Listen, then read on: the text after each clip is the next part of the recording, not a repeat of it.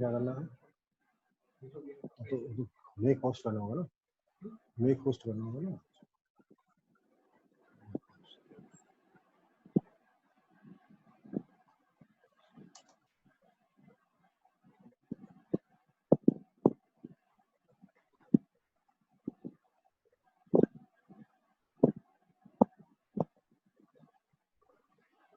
अरे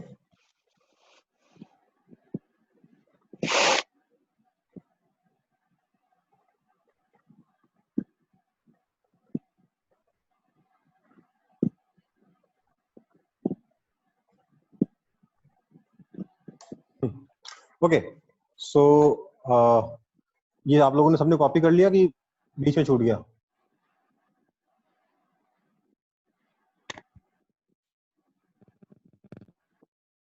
hello, can you guys hear me? हो गया सर। हो गया, ओके। सो अब हम लोग ये वाला पोर्शन पूरा पढ़ चुके हैं कि एक चार्ज मैग्नेटिक फील्ड के अंदर कैसे बिहेव करता है, ठीक है। अब हम बात करेंगे कि मैग्नेटिक फील्ड आता कहाँ से, ठीक है। तो हम लोगों ने, देखिए इसका नाम मैग्नेटिक फील्ड इसलिए दिया क्योंकि हमने ये इफेक्ट सबसे पहले कहाँ से देखा था? मैग्नेट से देखा था, ठीक है। तो मैं मैग्नेट से ही शुरू करूंगा, बाद में हम लोग उसका ट्रू रीजन तक धीरे धीरे पहुंचेंगे, ठीक है। बेसिक सोर्स तक हम पहुंचेंगे, रीजन क्या, सोर्स तक पहुंचेंगे, कहाँ से आ रहा है, ठीक है। तो सबसे पहली चीज तो ये कि आपका जो मैग्नेटिक फील्ड है वो मैग्नेट से कैसे बनता है, ठीक है। तो सबसे पहले बात करेंगे हम लोग परमानेंट मैग्नेट के बारे में। देखिए परमानेंट मैग्नेट के बारे में ज्यादा डिस्कशन अभी नहीं करेंगे, उसके बारे में डिटेल में बात करेंगे नेक्स्ट चैप्टर में जिसका नाम है मैग्नेटिज्म, ठीक है। अभी हम लोग सिर्फ बेसिक चीजें परमानेंट मैग्नेट के बारे में पढ़ेंगे जिसका यूज करके हम ये निकाल सकें कि अगर एक मैग्नेट मेरे पास हो तो उससे कितना मैग्नेटिक फील्ड प्रोड्यूस होता है, ठीक है। तो इसमें भी हम सबसे पहले अभी आज के लिए सिर्फ बार मैग्नेट के बारे में ही थोड़ी बहुत पढ़ाई करेंगे, डिटेल में नहीं जाएंगे। बार मैग्नेट, बार मैग्नेट क्या होता है? सब लोग जानते हैं बार मैग्नेट क्या होता है। एक बार के शेप का मैग्नेट होगा, इसको हम लोग इसमें एक तरफ नॉर्थ पोल मानेंगे, एक तरफ साउथ पोल मानेंगे। क्यों मानते हैं नॉर्थ पोल साउथ पोल? क्योंकि अगर मैं इसको सस्पेंड कर दूं एक थ्रेड से तो ये वाला जो एंड है हमेशा नॉर्थ की तरफ पॉइंट करेगा, ये वाला एंड जो हमेशा साउथ की तरफ पॉइंट करेगा। तो इसलिए ये नॉर्थ पोल है, ये साउथ पोल है मैग्नेट का, ऐसे हमने नाम दिए। अब बेसिकली क्या होता है ना, ये जो बार मैग्नेट है it is basically a magnetic dipole. It behaves like a magnetic dipole. इसका डाइपोल मोमेंट जो है उसको हम m वेक्टर से रिप्रेजेंट करते हैं। m वेक्टर क्या है? मैग्नेटिक डाइपोल मोमेंट है। डाइपोल मोमेंट दो है, एक इलेक्ट्रिक डाइपोल मोमेंट जिसको p वेक्टर से रिप्रेजेंट करते हैं, यहाँ m वेक्टर से हम मैग्नेटिक डाइपोल मोमेंट को रिप्रेजेंट करेंगे। कई बार इसको म्यू वेक्टर से भी रिप्रेजेंट किया जाता है, ठीक है।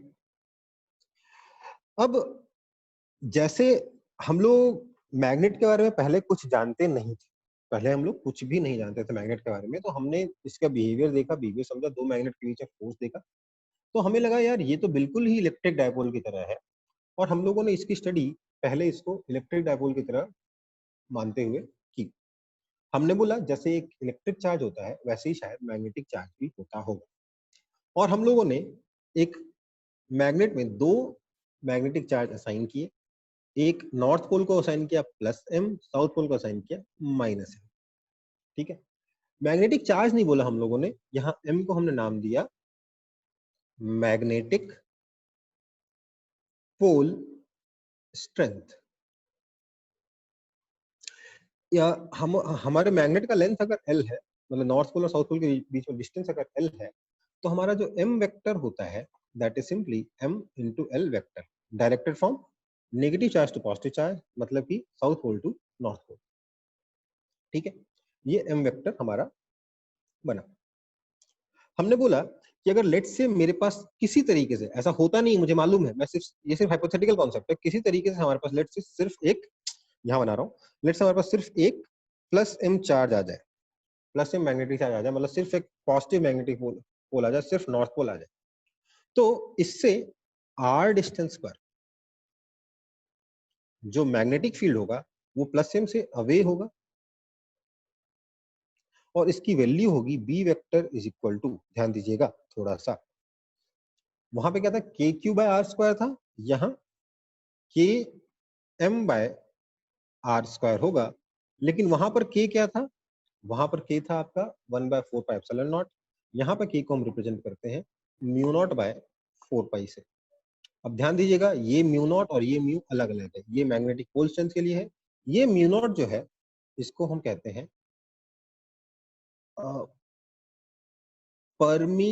परमीएबिलिटी ऑफ स्पेस, स्पेस मतलब वैक्यूम, परमीएबिलिटी ऑफ स्पेस, ध्यान दीजिए, वहां क्या था, परमिटिविटी था, एप्सिलॉन नॉट क्या था, परमिटिविटी, ये क्या है, परमीएबिलिटी, ठीक है। ये जो म्यू नॉट बाय 4 पाई होता है, ये आपका 10⁻⁻7 एसआई यूनिट होता है, अभी ऐसे मान लीजिए, यूनिट वगैरह के बारे में बाद में बात करेंगे, ये आपका 10⁻⁻7 एसआई यूनिट होता है म्यू नॉट बाय 4 पाई, ठीक है। मतलब म्यू नॉट कितना हो गया, 4 पाई इंटू 10⁻⁻7 एसआई यूनिट, वहां कहता था 1/4 पाई एप्सिलॉन नॉट कितना था, 10 9 इंटू 10⁻9 था, यहाँ म्यू नॉट बाय 4 पाई कितना, 10⁻⁻7। अब बी वेक्टर के एम बाय आर स्क्वायर होता है, मतलब mu naught by 4 pi into M by R square होता है, एक पॉजिटिव चार्ज की वजह से, एक पॉजिटिव मैग्नेटिक चार्ज की वजह से, और इसका, लेकिन हमें पता है कि हम कभी सिर्फ एक प्लस एम या सिर्फ एक माइनस एम को अलग से ऑब्टेन नहीं कर सकते, इसलिए हम डाइपोल की वजह से अगर मैग्नेटिक फील्ड निकालेंगे तो वही मैग्नेटिक फील्ड आएगा जो कि हमारे इलेक्ट्रिक डाइपोल के जैसे आता था, फॉर्मूला वैसा ही आएगा। कैसे, लेट से हमारे पास ये एक मैग्नेटिक डाइपोल है, एम वेक्टर का लेफ्ट से राइट, इधर माइनस एम है, इधर प्लस एम है, तो अगर मैं यहाँ से आर डिस्टेंस पर इसके एक्सिस से थीटा एंगल पे एक पोजीशन लूं, तो यहाँ पर जो मैग्नेटिक फील्ड होगा उसके दो कंपोनेंट होंगे, एक बी रेडियल और एक बी टेंजेंशियल। बी रेडियल कितना हो जाएगा, ध्यान दीजिए, वहां पे इलेक्ट्रिक फील्ड का रेडियल फॉर्मूला क्या होता है, रेडियल इलेक्ट्रिक फील्ड का फॉर्मूला क्या होता था, 2 kp cos theta by R cube, यहाँ पे भी वही है, 2 k की जगह mu naught by 4 pi, mu naught by 4 pi, p की जगह m 2 kp by kp cos theta by R cube, और टेंजेंशियल मैग्नेटिक फील्ड का फॉर्मूला क्या हो जाएगा, कितना था, mu KP sine theta by R cube था, यहाँ पे भी आएगा mu naught by 4 pi P sine theta, मतलब यहाँ पे M sine theta by R cube, ये फॉर्मूला यहाँ पर भी बनेगा, बशर्ते ये जो आर है ये मैग्नेट की लेंथ के मुकाबले बहुत बड़ा है, R is very very greater than length of the magnet, ठीक है बेटा। इस तरीके से एक मैग्नेट की वजह से मैग्नेटिक फील्ड निकलेगा, ये हमारा सबसे पहला मैग्नेटिक फील्ड का सोर्स हुआ।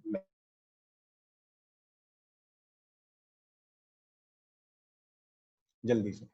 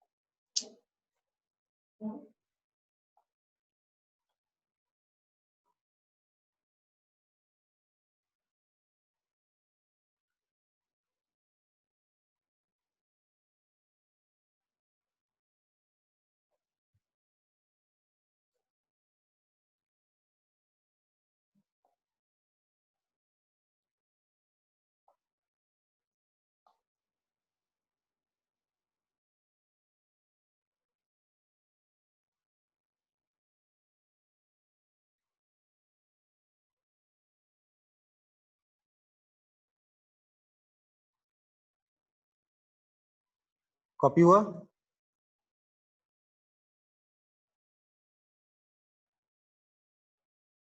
Yes sir. इसमें कुछ नया तो नहीं लगा?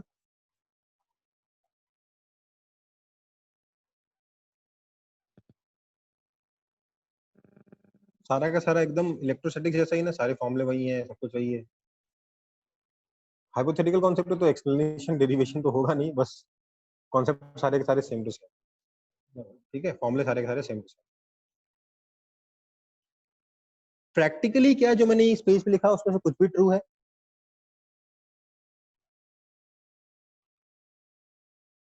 जवाब है नहीं। जो भी मैंने यहाँ पे लिखा है प्रैक्टिकली इसमें से कुछ भी ट्रू नहीं है। क्यों? क्योंकि यार प्लस एम माइनस एम नाम की कोई चीज होती ही नहीं है, मैग्नेटिक पोल स्ट्रेंथ अलग से होता ही नहीं, लेकिन फिर भी हम एक मैग्नेट की स्टडी आज भी इस मैग्नेटिक पोल स्ट्रेंथ का यूज करके करते हैं। क्यों? Because it gives a very very very accurate result. Reason भले ही सही नहीं हो बट रिजल्ट बहुत अच्छा है, इसलिए हम आज भी plus M minus M use करके मैं इस चीज की स्टडी करते हैं, परमानेंट मैग्नेट की स्टडी करते हैं। ठीक है बेटा, तो अब आगे बढ़ते हैं। फिर कॉपी हो गया ना सबका?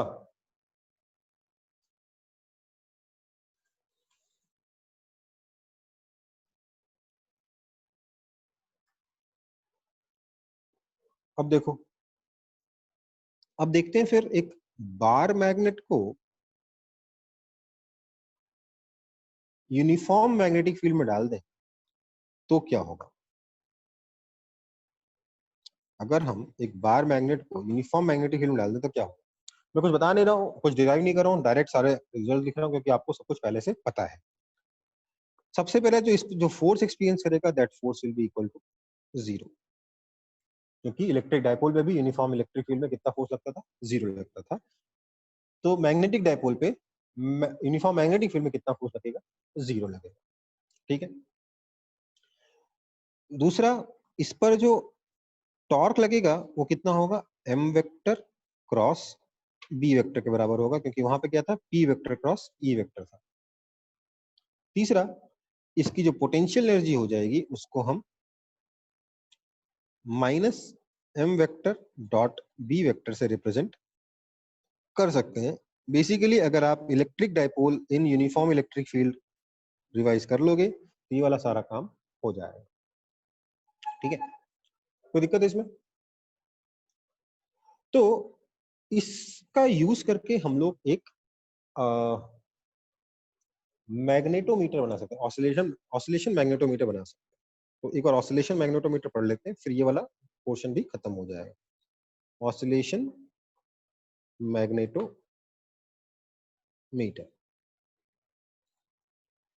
ये बेसिकली क्या है, this is a setup that we use to practically calculate the strength of magnetic.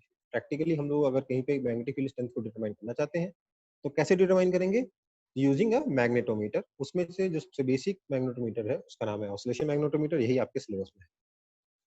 तो ये जो ऑसिलेशन मैग्नेटोमीटर है ये कैसे बिहेव करता है एक बार समझते हैं, ये कैसे काम करता है एक बार समझते हैं। बहुत ही ज्यादा सिंपल है। बोलते हैं कि लेट से मैं एक यूनिफॉर्म मैग्नेटिक फील्ड में, ये लेट से एक यूनिफॉर्म मैग्नेटिक फील्ड है, इस यूनिफॉर्म मैग्नेटिक फील्ड में लेट से मैंने एक मैग्नेट रख दिया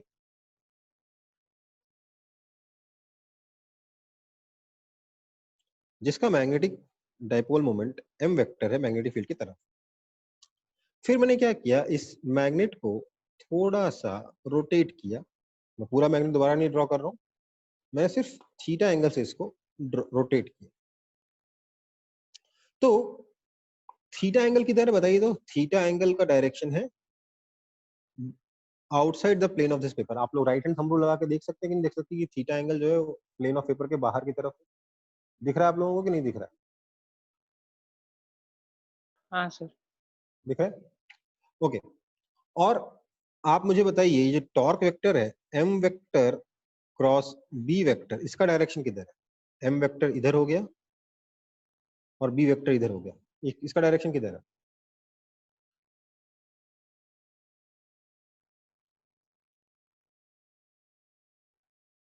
कोई नहीं बता रहा? So inside the paper. Inside the paper मतलब दोनों का डायरेक्शन अपोजिट है कि नहीं है? और टॉर्क का मैग्नीट्यूड कितना हो जाएगा? m vector cross v vector का magnitude that is mb sin theta, और टॉर्क वेक्टर ही होता है m vector cross v vector, और वो थीटा के अपोजिट डायरेक्शन में।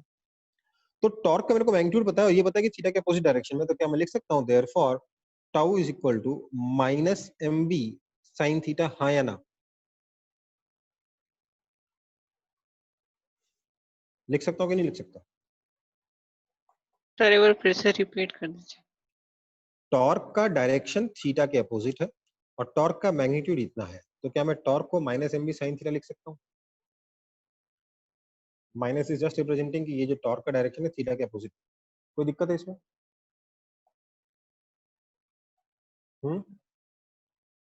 नहीं sir. No, if theta is small तब तो मैं और ये एक्सप्रेशन और अच्छा हो जाता है, tau is equal to minus M B theta. अब तो एकदम क्लियर है, टॉर्क का डायरेक्शन थीटा के अपोजिट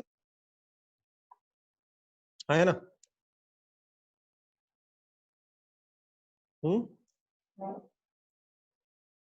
है ना? समझ में आना चाहिए यार। थीटा स्मॉल होगा तो sine theta equal to theta, sine theta की जगह थीटा डाल दिया।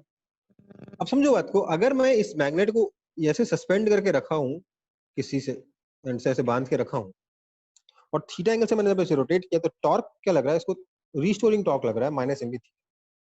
This torque is directly proportional to theta, तो इसलिए मैं बोल सकता हूं इसका जो अल्फा होगा that will be torque by I, tau by I is minus M B by I into theta, है ना? This is clearly a case of SHM. कौन सा एसएचएम? एंगुलर एसएचएम, हाँ या ना?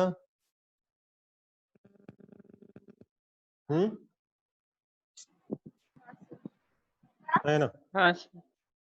और इस एंगुलर एसएचएम की जो एंगुलर फ्रीक्वेंसी है, अब देखो एंगुलर फ्रीक्वेंसी जो बोल रहा हूं this is not angular velocity.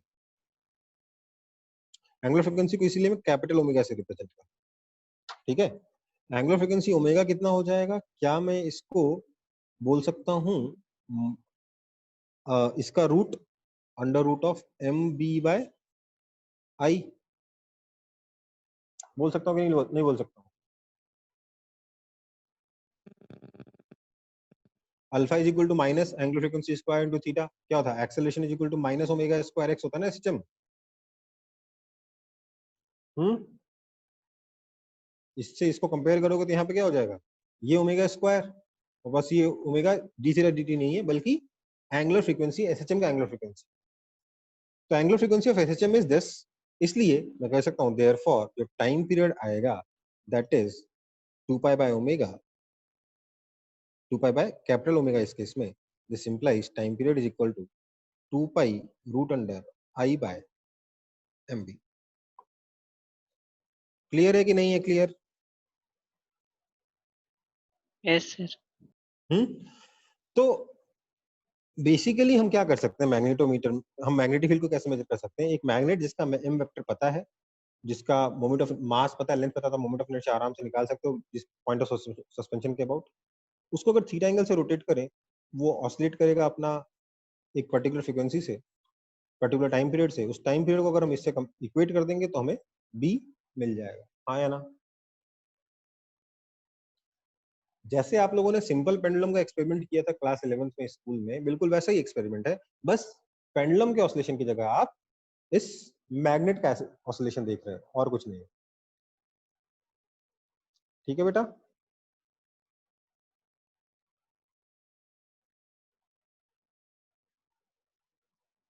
ना इसको सिलेबस से शायद हटा दिया गया आपके मैग्नेटोमीटर को, बट फिर भी मैंने बोला था इतने छोटे से टॉपिक को हटाने का कोई मतलब नहीं। हार्डली टुक 5 मिनट्स और हमें पता है कि मैग्नेटिक फील्ड को कैसे मेजर हम लोग कर सकते हैं।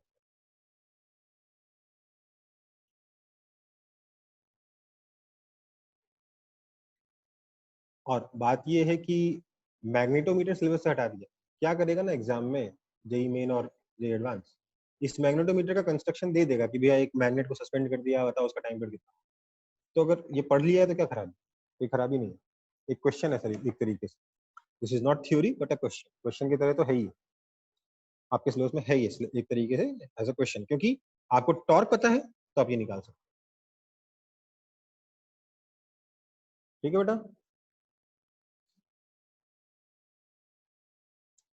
फटाफट कॉपी कर लो सब लोग, और जो कर लो बता दे मेरे को।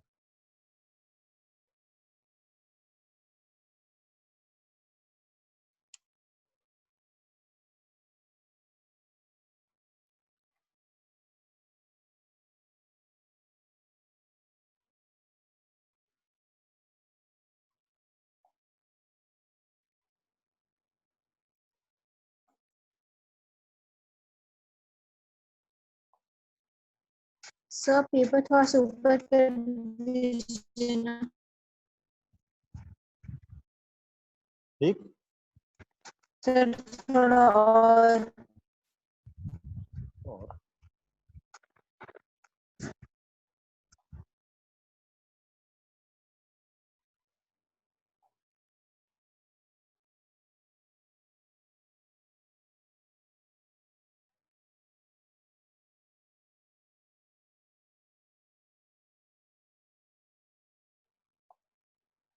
कुछ लोगों को यहाँ पे कंफ्यूजन हो रहा है, तो ये आपका लीनियर एसएचएम है। एंगुलर एसएचएम में क्या होता है, alpha is equal to minus omega square theta, दोनों को कंपेयर किया, ठीक है।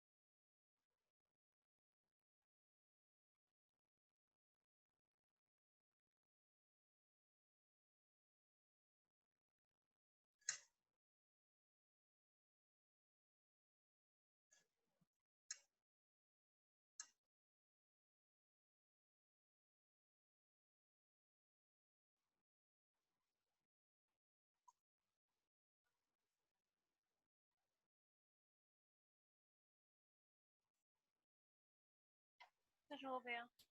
हो गया, सब लोगों का हो गया कॉपी। हाँ सर। ओके, फिर आगे बढ़ते हैं।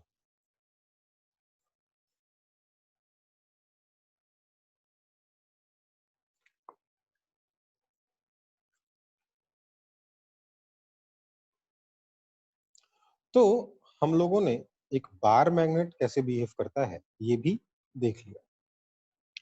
एक यूनिफॉर्म मैग्नेटिक फील्ड में बार मैग्नेट कैसे बिहेव करेगा और बार मैग्नेट की वजह से मैग्नेटिक फील्ड कैसा होगा, ये दोनों चीजें हमने देख ली। अब हम बात करेंगे magnetic field due to current carrying wire की। एक करंट कैरिंग वायर, हमें पता है, हमने क्लास 10 में पढ़ा था कि current carrying wire magnetic field produce करता है। ठीक है, कितना करता है, किधर करता है, क्या फंडा है, वायर के शेप पे कैसे डिपेंड करेगा, वगैरह वगैरह बहुत सारे सवाल होते हैं। तो अब उसी के बारे में बात करनी है कि how to find magnetic field due to a current carrying wire. अब देखो, एक पॉइंट चार्ज की वजह से इलेक्ट्रिक फील्ड निकालना बहुत सिंपल था कि एक पॉइंट चार्ज था, उसका फिक्स पोजीशन थी, फिक्स शेप था, मतलब शेप क्या था, शेप था ही नहीं, बेसिकली पॉइंट था। बट जब हम वायर के बारे में बात कर रहे हैं, एक वायर की वजह से मैग्नेटिक फील्ड के बारे में बात कर रहे हैं, तो एक बहुत बड़ी प्रॉब्लम आती है। क्या प्रॉब्लम आती है वो प्रॉब्लम सिंपल सी है कि सर, अगर करंट कैरिंग वायर है तो वो तो किसी भी शेप का हो सकता है, स्ट्रेट हो सकता है, रेक्टेंगुलर हो सकता है, सर्कुलर हो सकता है, किसी और रैंडम शेप का हो सकता है। तो मैं किस वायर की वजह से, क्या हर एक वायर की वजह से मैग्नेटिक फील्ड सेम होगा या कुछ और फंडा है, कोई लॉ होगा, क्या होगा, क्या दिक्कत, कैसे निकालेंगे सर एक वायर की वजह से मैग्नेटिक? तो इसके लिए ये चीज हमें बताने आए बायो सावर्ट अंकल। ये थोड़े से कम नोन साइंटिस्ट है, बट किसी भी तरीके से इनका कंट्रीब्यूशन को आप अंडरमाइन नहीं कर सकते। वापस लिख रहा हूँ,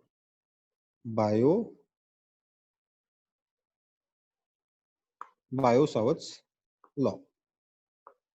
ठीक है, किसी भी तरीके से इनके कंट्रीब्यूशन को हम अंडरमाइन नहीं कर सकते क्योंकि इन्होंने काफी इंपॉर्टेंट लॉ दिया था। इन्होंने क्या बताया कि लेट से करंट कैरिंग वायर किसी भी शेप, ये इंडिकेशन का साइन नहीं, बस एक करंट कैरिंग वायर है जिसमें लेट से करंट जा रहा है आई। अब इसकी वजह से मुझे लेट से मैग्नेटिक फील्ड बता, लेट से इस पॉइंट पर मैग्नेटिक फील्ड बता। तो इन्होंने ये बोला यार देखो वायर के शेप के ऊपर मैग्नेटिक फील्ड बहुत ज्यादा डिपेंड करेगा, तो सीधे बता देना पूरे वायर की वजह से मैग्नेटिक फील्ड पॉसिबल नहीं है। उन्होंने बोला मैं इस वायर पे एक छोटा सा लेंथ कंसिडर करता हूं, लेट्स से ये हो गया डीएल वेक्टर। डीएल वेक्टर का डायरेक्शन क्या होगा, करंट की तरफ। ठीक है, तो मैं इस डीएल वेक्टर की वजह से इस पॉइंट पी पर मैग्नेटिक फील्ड बताऊंगा, जिसमें मुझे पॉइंट पी का location with respect to this DL vector चाहिए होगा। तो let's say this is R vector, मतलब डीएल वेक्टर और आर वेक्टर के बीच में एंगल लेट्स से थीटा है। ठीक है, तो बायोसावर्ट अंकल ने कहा कि सबसे पहले हम डिफाइन करते हैं एक करंट एलिमेंट। करंट एलिमेंट उन्होंने बोला current element is nothing but I DL vector. Current element उन्होंने बोला आई डीएल वेक्टर, और ये आइडिया उनको कहां से आया, दिस इज सिमिलर टू, अगर आप देखें ध्यान से, this is similar to Q V vector. हमें पता है कि जो फोर्स था वो Q V vector cross B vector था, तो उन्होंने क्यू वी वेक्टर को अलग अलग देखने के बजाय एक क्वांटिटी की तरह देखा, जैसे मास इंटू वेलोसिटी वेक्टर को मोमेंटम कहते हैं, उन्होंने क्यू इंटू वी वेक्टर को एक एलिमेंट की तरह देखा, जो मैग्नेटिक एलिमेंट है उसको क्यू इंटू वी वेक्टर की तरह देखा। उन्होंने बोला this Q V vector is same as I DL vector. तो उन्होंने बोला ये जो आई डीएल वेक्टर है इसकी वजह से इस आर वेक्टर पे जो मैग्नेटिक फील्ड होता है उसका फॉर्मूला उन्होंने बताया कि बी वेक्टर, या यूं कहना चाहिए क्योंकि छोटा सा एलिमेंट है इसलिए मैग्नेटिक फील्ड छोटा सा होगा, DB vector, DB vector is equal to, सबसे पहला तो इन्होंने बोला ये mu naught by 4 pi constant की तरह यूज करूंगा मैं, mu naught by 4 pi. I DL vector तो अपने पास था ही था, आई डी, क्यों गलतियां हो रही थी, आई डीएल वेक्टर तो अपने पास था ही था, ये करंट एलिमेंट है, cross R vector by R cube, I DL vector cross R vector by R cube. Clearly आप देख सकते हो कि ये जो है इसका जो छोटा सा जो मैग्नेटिक फील्ड है उसका डायरेक्शन क्या होगा, इस डीएल वेक्टर और इस आर वेक्टर के प्लेन के परपेंडिकुलर, मतलब इस पेपर के प्लेन के परपेंडिकुलर होगा। ठीक है, जो डायरेक्शन होगा ये पेपर के प्लेन के परपेंडिकुलर होगा। आप बता सकते हो बाहर होगा कि अंदर होगा, खुद से बताइए। तो DL vector cross R vector,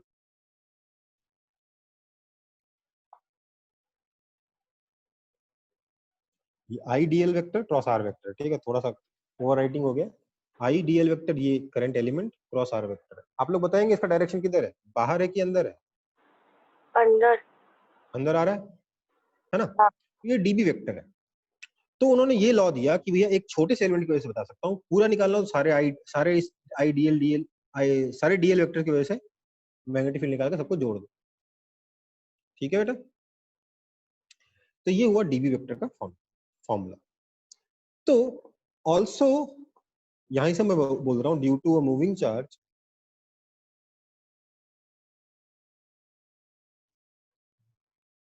अगर एक मूविंग चार्ज है, पॉइंट चार्ज है, तो उसकी वजह से जो मैग्नेटिक फील्ड होगा that will be given by mu naught by 4 pi into Q V vector cross R vector by R cube.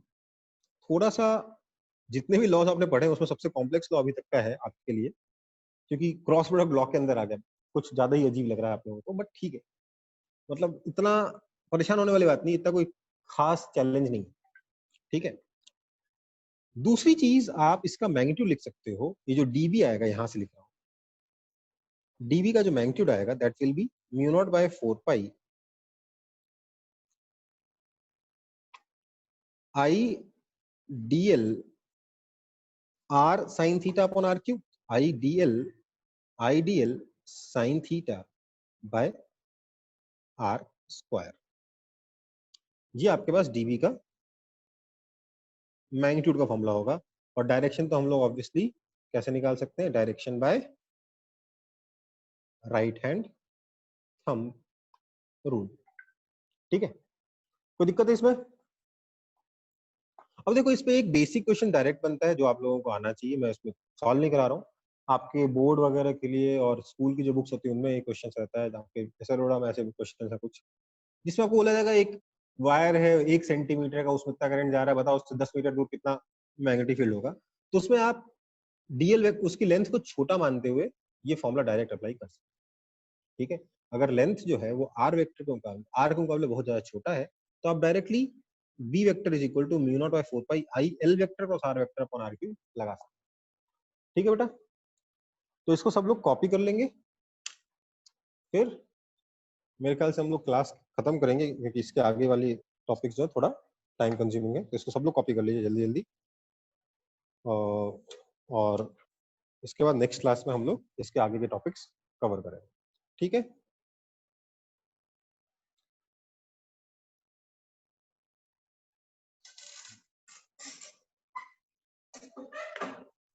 आप लोग कॉपी कर लीजिए, मैं उसके बाद जूम मीटिंग ऑफ कर दूंगा, ठीक है बेटा।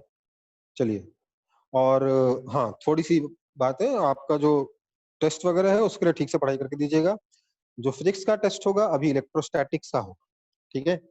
उस मैं शुरुआत से टेस्ट वापस कंसीडर कर रहा हूँ, वापस कंडक्ट करूंगा 12th क्लासेस फर्स्ट टॉपिक से। पहला टेस्ट होगा इलेक्ट्रोस्टैटिक्स पे, दूसरा होगा फिर मैग्नेटिक सॉरी मैग्नेटिक बोल रहा हूँ, करंट इलेक्ट्रिसिटी पे, तीसरा हो जाएगा कैपेसिटेंस, ठीक है। अभी के लिए आपकी क्लास ओवर है।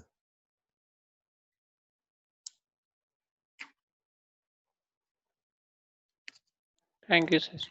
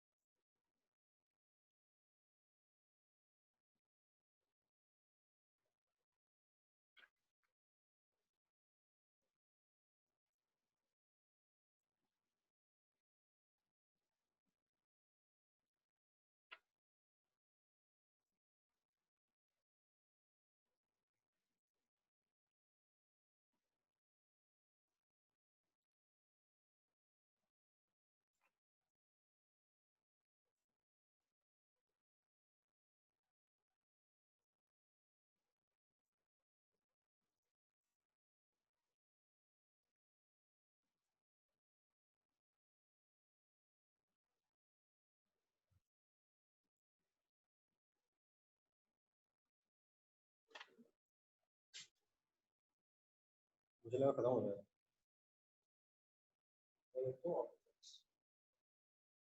कहाँ जाएगा? कैसे बंद करें? नहीं